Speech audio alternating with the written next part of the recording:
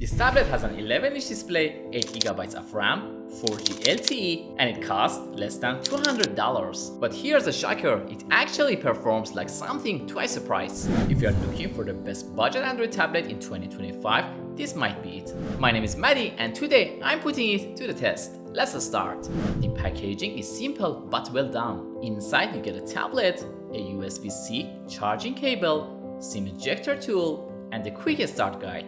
The tablet itself feels light but sturdy, with a clean metallic finish. It's got an 11-inch 1920 by 1200 IPS screen, and for this price the colors and sharpness are surprisingly good. Bezels are thin and is comfortable to hold.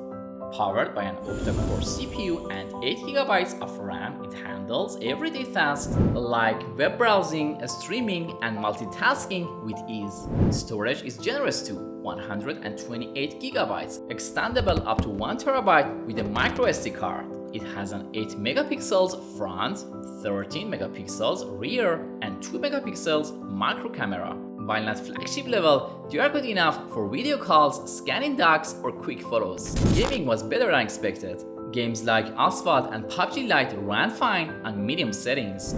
It's not a gaming tablet, but for casual use, it holds up. Let's sum up the pros and cons.